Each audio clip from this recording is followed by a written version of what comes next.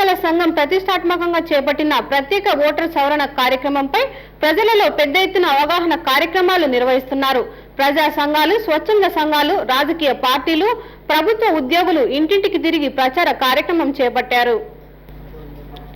కేంద్ర ఎన్నికల సంఘం ఆధ్వర్యంలో ప్రత్యేక ఓటర్ సవరణ కార్యక్రమం నంద్యాల జిల్లా వ్యాప్తంగా కొనసాగుతున్నది. ప్రజలలో అవగాహన కల్పించడానికి ప్రజా సంఘాలు, స్వచ్ఛంద సంఘాలు, రాజకీయ నాయకులు, అధికారులు పెద్ద ఎత్తున ప్రచారం చేస్తున్నప్పటికీ ప్రజలలో గందరగోళం నెలకొన్నది.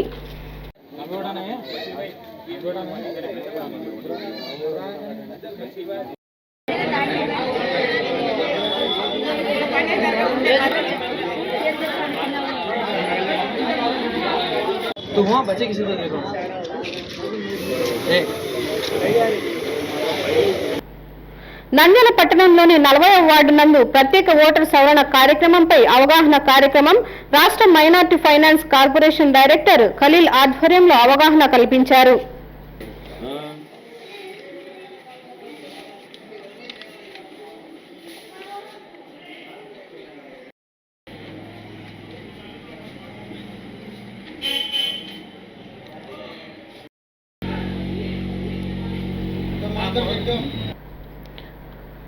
పట్టణంలోని ఫరూక్ నగర్ నందు మస్జిద్ ఏ ఉస్మానియా గని ఆధ్వర్యంలో హెల్ప్ సెంటర్ ఏర్పాటు చేశారు.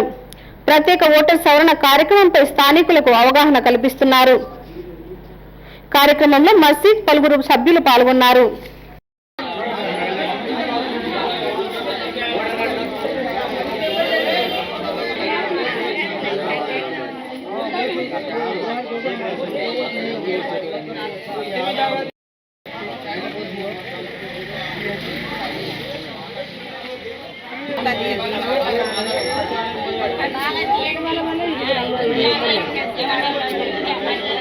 నంద్యాల పట్టణంలోని శ్రమదానం బ్రిడ్జి దగ్గర ఆయేషా మసీద్ కమిటీ ఆధ్వర్యంలో అవగాహన కార్యక్రమం నిర్వహిస్తున్నారు. నంద్యాల ముస్లిం జేఏసీ పిలుపు మేరకు పెద్ద ఎత్తున ప్రచారం చేస్తున్నట్లు పేర్కొన్నారు.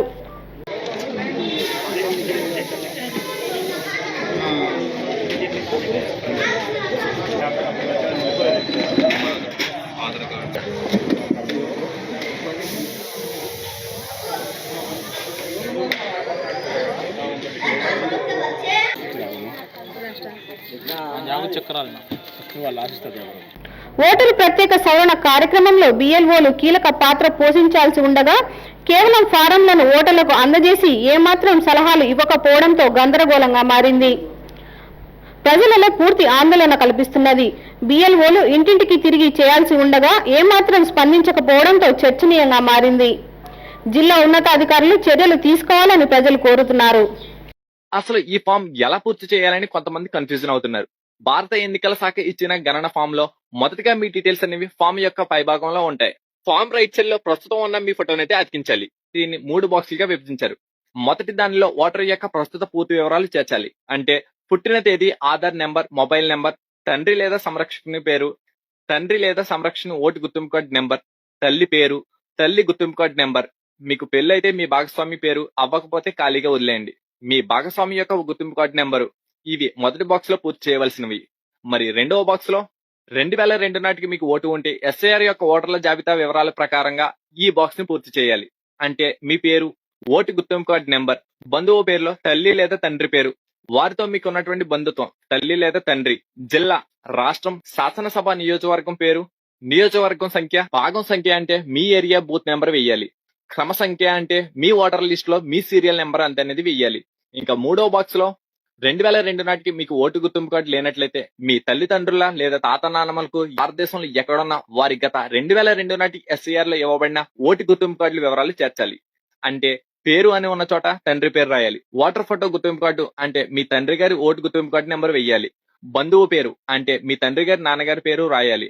బంధుత్వం, తండ్రి, జిల్లా, రాష్ట్రం, వృద్ధి, క్రమ సంఖ్య అంటే మీ ఓటర్ లిస్ట్ లో ఉన్న మీ సీరియల్ నెంబర్ ఎంత అనేది వెయ్యాలి. 2002లో ఓటు ఉంటే 1-2 బాక్సులు మాత్రమే చెయ్యాలి. 2002లో ఓట్లు లేకపోతే 1-3 బాక్సులు మాత్రమే పూర్తి చేయాలి. ఇది గుర్తుపెట్టుకోండి. హలో అండి, నేను మీకు Rakshitha. Please to subscribe Nandyal communications.